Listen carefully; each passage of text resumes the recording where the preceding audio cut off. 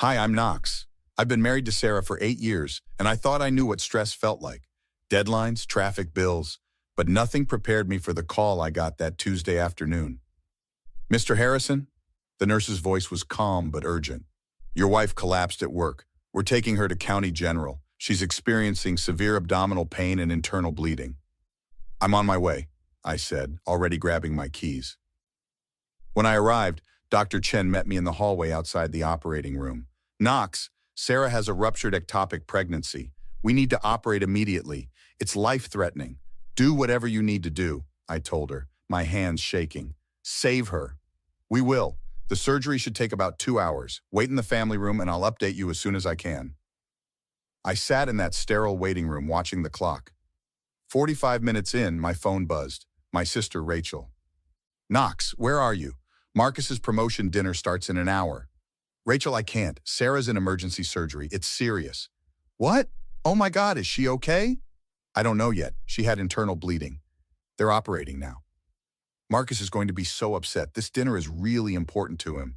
He's been planning it for weeks. I couldn't believe what I was hearing. Rachel, my wife might die. Tell Marcus I'm sorry, but I can't leave the hospital. Can't you just come for an hour? Once she's out of surgery?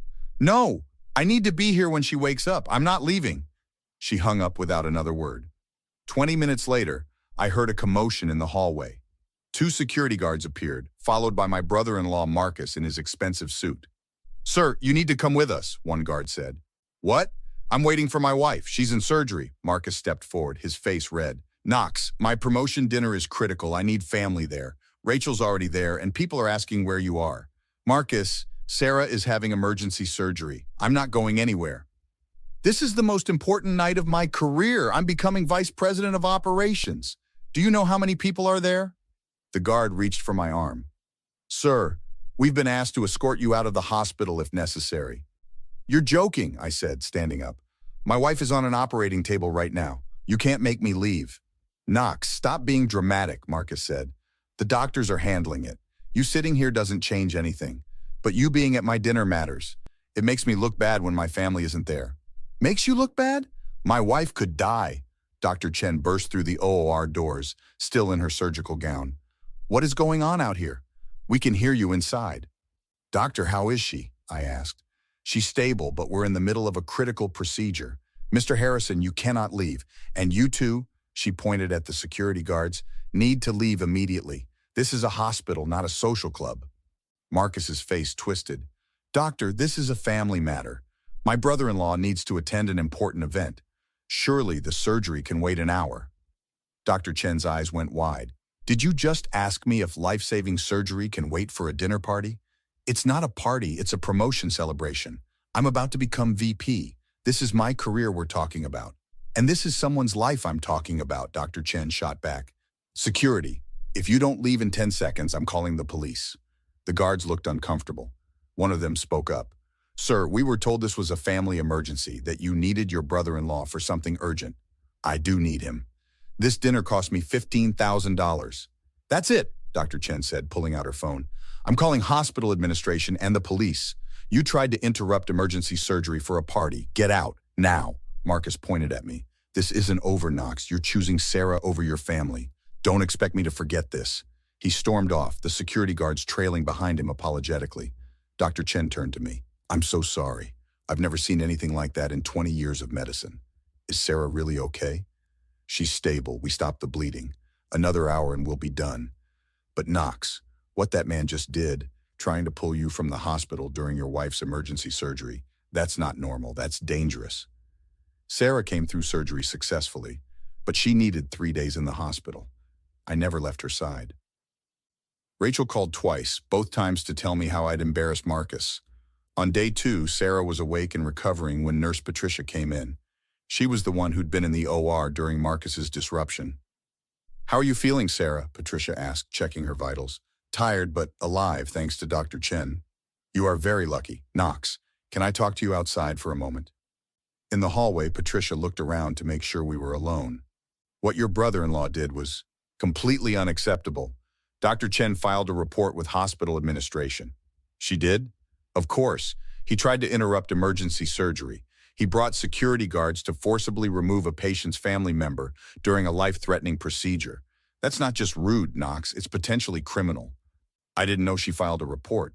There's more. I spoke with the security guards afterward. They said Marcus told them there was a family emergency and that he needed you immediately for a critical medical decision. He lied to them. They had no idea they were pulling you from your wife's surgery for a dinner party. My stomach dropped. He lied? Completely. When I told them what really happened, they were furious. They're filing their own complaint. Marcus manipulated them and put their jobs at risk. Later that evening, my sister Rachel finally visited. She walked in with flowers and a tight smile. "Sarah, I'm so glad you're okay," she said, setting the flowers on the nightstand. "Thanks, Rachel," Sarah said weakly. "I can't believe this whole misunderstanding happened." Misunderstanding? I stood up. "Rachel, Marcus tried to drag me out of the hospital while Sarah was having emergency surgery." "He didn't try to drag you anywhere, Knox. He just wanted you at the dinner. You're being overdramatic." Sarah's voice was quiet but firm. "Rachel, I was bleeding internally. I could have died. Knox staying here wasn't optional." "Well, Marcus's career is also important. This promotion means everything to him. The CEO was at that dinner. Marcus's parents flew in from Florida, and his brother-in-law was missing. Because his brother-in-law's wife was in surgery." I couldn't believe what I was hearing. "You could have come for an hour, Knox. That's all he asked." "No, he didn't ask. He brought security guards. He tried to have me removed." Rachel crossed her arms. "You're making him sound like a monster. He was just upset and not thinking clearly." "Not thinking clearly?" Sarah's monitor started beeping faster. "Rachel, he told those guards there was a medical emergency. He lied to them." "How do you know that?" "The nurse told us," I said. "The security guards are filing a complaint against him. The hospital filed a report. This isn't going away." Rachel's face went pale. "You're going to get Marcus in trouble over this?" "He got himself in trouble. What he did was insane. He made a mistake. You're really going to ruin his career over one mistake?" "One mistake?" Sarah tried to sit up and I helped her. "Rachel, what if Knox had left? What if something went wrong during surgery and he wasn't here? What if I died and he was at Marcus's dinner party?" Rachel's eyes filled with tears. "You're both being so unfair. Marcus has worked so hard for this promotion. This was his night and you ruined it." "Get out," I said quietly. "What?" "Get out of this room. My wife almost died and you're worried about a party. Get out." Rachel grabbed her purse. "Fine. But when Marcus loses his job over this, remember that you could have just let it go. You could have been the bigger person." She left, slamming the door behind her. Sarah reached for my hand. "Knox, I'm scared. Rachel's never been like this before. Marcus has changed her. Or maybe she was always like this and we didn't see it." The next morning, hospital administrator Mr. Davies came to visit. "Mr. and Mrs. Harrison, I wanted to update you on the incident from 2 days ago." "What's happening?" I asked. "We take these matters very seriously. Your brother-in-law's actions put our staff in a difficult position, disrupted critical medical care, and violated our security protocols. We've banned him from this hospital indefinitely." "Banned?" "He's not permitted on hospital grounds unless he's a patient requiring emergency care. Additionally, the security company is pursuing disciplinary action, and we've provided all documentation to the police should you wish to file charges." 2 weeks later, Sarah was home and recovering. I'd taken time off work to care for her. That's when Marcus showed up at our door. "Knox, we need to talk," he said through the screen door. "There's nothing to talk about, Marcus. Please, just 5 minutes. I owe you an explanation." Against my better judgment, I let him in. Sarah was resting upstairs. "Look," Marcus started, "I know I messed up, but you have to understand the pressure I was under." "The pressure you were under? Sarah almost died." "I know, and I feel terrible about that. But Knox, that dinner was crucial. The CEO was there. My entire career depended on making the right impression. And you thought having me there was more important than my wife's life?" "I didn't think she was going to die. The doctor said she was stable. During surgery, she said she was stable during an active operation. That doesn't mean everything was fine." Marcus ran his hand through his hair. Okay. I see that now. I made a mistake. I'm sorry. Can we just move past this?" "Move past it? You brought security guards to remove me from the hospital. You lied to them. You told them there was a medical emergency." "I was panicking. I wasn't thinking straight." "That's not an excuse, Marcus." He sat down on our couch without being invited. "Knox, I'm asking you to drop this. The hospital ban, the complaints, all of it. I could lose my job. Is that what you want?" "What I wanted was to be with my wife during surgery. You took that choice away from me." I didn't take anything away. You were still there. Because Dr. Chen stopped you. If she hadn't intervened, your security guards would have dragged me out. Marcus stood up, his face getting red. You're being ridiculous. Nothing bad happened. Sarah's fine. You're fine. Why are you making such a big deal out of this? Nothing bad happened? She had emergency surgery. She lost one of her fallopian tubes. We might not be able to have children now. That's not my fault. That would have happened whether you were at the dinner or not. I stepped closer to him. Get out of my house. Knox, please. I'll apologize to Sarah. I'll do whatever you want. Just drop the complaints. Sarah's voice came from the stairs. There's nothing you can say to make this okay, Marcus. We both turned. She was standing there in her robe, pale but steady. Sarah, I'm so sorry. I was wrong. I should have never... You should have never what? Tried to pull my husband from the hospital while I was bleeding to death? You should have never lied to security guards? You should have never valued your dinner party over my life? It wasn't a party. It was my career. I don't care if it was dinner with the president. I was on an operating table. Marcus's jaw clenched. Fine. You know what? I tried to be nice about this. I came here to apologize and work this out. But if you want to play hardball, we can play hardball. What's that supposed to mean? I asked. It means I have lawyers too. You're slandering me. You're trying to ruin my reputation. The hospital has no right to ban me. Those security guards have no right to file complaints. And if you push this, I'll sue you for defamation. Sarah laughed, but it was bitter. Defamation? There were witnesses, Marcus. Hospital staff, security guards, patients in the waiting room. You want to go to court? Let's go to court. You're making a huge mistake, both of you. Rachel will never forgive you for this. Rachel chose you over me, Sarah said. When I almost died, she worried about your party. That tells me everything I need to know about who she's become. Marcus moved toward the door, then turned back. You're ungrateful, both of you. I've been nothing but generous to you over the years, and this is how you repay me. Generous? I couldn't believe it. What are you talking about? The wedding gift, the Christmas presents, the time I helped you move? I've been a good brother-in-law and you're throwing it all away. Get out, Sarah said. Now. Fine. But when Rachel divorces me over this, that's on you. When I lose my job, that's on you. You'll have destroyed a family because you couldn't let go of one little mistake.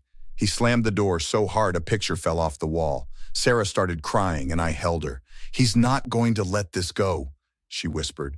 Neither are we, I said. The next day, I contacted a lawyer named Jennifer Walsh. She listened to everything and took detailed notes. Knox, what Marcus did could constitute several offenses: interference with medical care, filing a false emergency report with security, harassment. Do you want to press charges? Yes, all of them. The hospital's documentation will help, and I've already spoken with the security guards. They're willing to testify. The police investigation took 3 weeks. Detective Morrison was thorough. Mr. Harrison, I've spoken with 12 witnesses, hospital staff, security personnel, other patients in the waiting room. Everyone's story matches. Marcus Bryant filed a false emergency report, attempted to interfere with medical care, and caused a disturbance in a hospital. We're moving forward with charges. Marcus was arrested at his office. Rachel called me screaming. You had him arrested at work, in front of everyone. Are you happy now? Rachel, he broke the law. He made one mistake. One. And you've destroyed his entire life. He tried to pull me from Sarah's emergency surgery. That's not a mistake. That's a choice. I'll never forgive you for this, Knox. You're not my brother anymore. She hung up. I haven't spoken to her since. The trial was quick. Marcus's lawyer tried to paint him as a stressed executive who made an error in judgment, but the evidence was overwhelming. Dr. Chen testified, "In my 20 years as a surgeon, I've never seen anyone try to remove a family member during active surgery for a social event. It was shocking and dangerous." The security guard testified, "He told us there was a medical emergency. We thought we were helping. When we found out he lied, we felt manipulated and angry." The prosecutor was clear in her closing. Marcus Bryant valued his dinner party more than his sister-in-law's life. He lied, manipulated, and interfered with emergency medical care. This isn't about one bad decision. It's about a pattern of behavior that shows complete disregard for others. Marcus was convicted of filing a false emergency report and interference with medical care. He was sentenced to 6 months in jail, 3 years probation, and community service. He also lost his promotion and eventually his job. 3 months after the trial, he sent a letter to our house. Sarah opened it. "It's from Marcus," she said. "He wants to meet." He says he's sorry and wants to make amends. What do you think? I asked. I think he had months to be sorry. He chose to threaten us instead. I think some things you don't come back from. I agree. She tore up the letter. We've moved on. Sarah's recovering well, though the loss of her fallopian tube means having children will be harder. We're looking into options. I haven't spoken to Rachel in 8 months. Our parents are caught in the middle, trying to stay neutral but mostly avoiding the topic. Sometimes I wonder if I overreacted. Then I remember Marcus standing in that hospital hallway, demanding I leave while Sarah was on an operating table. I remember him threatening to sue us. I remember him calling it one little mistake. Some betrayals are too big to forgive. Some actions show you exactly who a person really is. Marcus chose a dinner party over Sarah's life. I chose Sarah. I'd make that choice 1,000 times over. What would you do if someone tried to pull you from a loved one's emergency surgery? Would you press charges or let it go? Let me know in the comments below, and don't forget to like and subscribe for more stories.